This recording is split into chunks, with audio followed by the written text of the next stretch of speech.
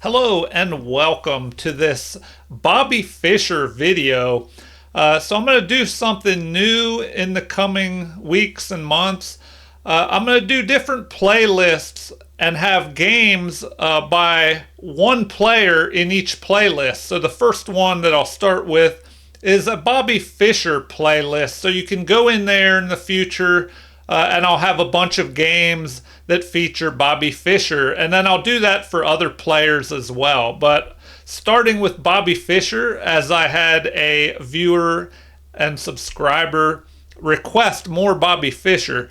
So Bobby Fischer was born in 1943, and this game takes place in 1956 when Bobby Fischer was about 13.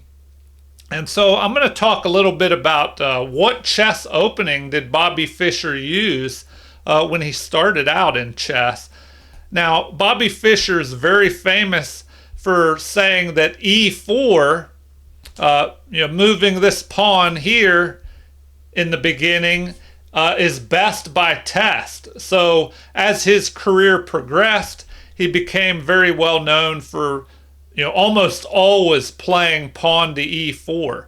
But early in his career, he played some different openings. And this is the ready opening where Bobby Fischer brings his knight out immediately to f3. But it'll transpose into a little different opening that Bobby Fischer was famous for, the King's Indian attack. Now, you may have heard of the King's Indian defense, played by the black pieces, and this is kind of the opposite of that. It's a similar opening. It looks the same, but played by white. So it's the King's Indian attack, and his opponent responds with knight to f6. So here we have very flexible opening moves. Both knights are controlling squares in the center here, and at the same time, they're kind of waiting to see what the opponent will do. So Bobby Fischer starts this King's Indian attack where he'll fianchetto his bishop, get ready to castle his king quickly to safety, and then he can concentrate on attacking in the middle after his king is safe. So his opponent immediately gains space in the center by pushing the queen pawn, and Fischer fianchettos the bishop here to g2, and he's ready to castle. So the opponent develops here, and we kind of have a maybe a reversed London system type of setup. So Bobby Fischer castles the king. The opponent pushes this pawn, fortifying their queen pawn.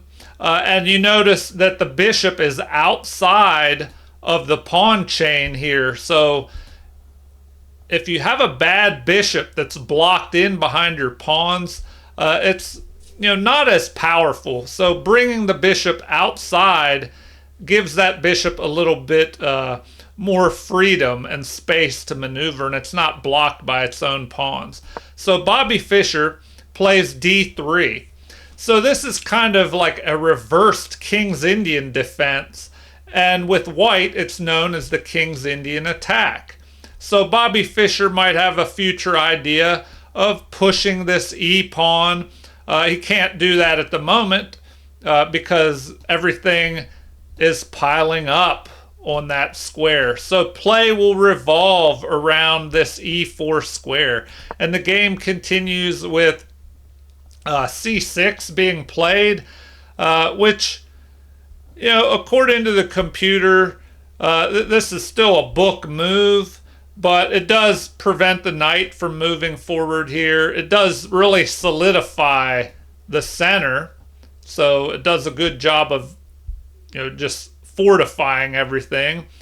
But Fischer, he just develops his other knight, backing the first knight up, and also we said there might be a future battle for this e4 square. So the knight is covering that, the pawn's covering that. If he brings the rook here and lines it up on the king, it will also maybe help push that pawn forward in the future. So the knight because it can no longer go to c6, it develops to the edge, an inaccuracy. The computer understands the old saying of a knight on the rim is dim, because it can't control as many squares on the edge of the board. And the knight is definitely not helping fight for the center, which is the most important area of the board. So Fischer, he plays a3 here, and this is best because it keeps the knight from being able to jump into the center here. And now the knight will be forced to maybe drop back to c7. And the game continues with the knight deciding to push forward, but here the knight can be attacked by these pawns. So let's see what Fischer does. He decides to ignore the knight for the moment and attack a more valuable central pawn with a less valuable flank pawn. So after that is ignored, the opponent instead decides to push another pawn forward and attack here, gaining space on the queen side as well. So the game continues with Fischer ignoring that in favor of attacking a bishop, but also attacking an unprotected pawn. So the game is starting to heat up here. Let's see what Fischer's opponent does. Queen develops forward, although computer doesn't like this. Apparently capturing towards the center with this pawn may have been better. And queen to d7 protects the pawn that was under attack by the knight, and Fischer continues by knocking out his opponent's bishop pair. So by doing that, Fischer has gotten rid of his opponent's bad bishop, but now Fischer has this light squared bishop, and his opponent does not have a light squared bishop to fight against Fischer's bishop. So now we have a recapture, and one thing about this is now both of these pawns are really lining up on this square along with the knights. So black does kind of have a lockdown on this e4 square here. So the game continues with knight attacking knight. That is ignored in favor of h6, another inaccuracy. Apparently it would have been better to retreat the knight. And the game continues with bishop developing and adding more pressure on that knight. So the knight does in fact retreat back to e6 now, and knight presses forward. Fischer's pieces are gaining momentum as they press forward and drive his opponent's pieces back. So now we have pawn to g6, perhaps preparing to fianchetto the bishop here and get the king castle to safety. So the game continues with queen up to b3. And now, if we look at the position, Fischer is ahead in development here. He's developed his queen off the back rank. The rooks are connected. So now, there's plenty of squares here for the rooks to maneuver and decide where they will best be placed. And his opponent still has to develop a bishop. The king hasn't castled yet. So how will the game continue? Well, we have rook lining up on the queen. So, is this a threat or not? Because the pawn cannot capture, or else queen would capture with check. So the game continues with Fischer apparently sacrificing a knight here. So interesting move by Fischer, and the computer says this is a brilliant move, and we'll find out why. So rook to b8 was a blunder, and this move might be hard to figure out. Knight just gives itself up, and the best move, of course, is to go ahead and capture that knight, because if you cannot see why the move was so great, and your opponent's giving up material, then why not go ahead and snatch that material up and just be ahead? And by +2 now. So, does Fischer have a follow-up? Yes.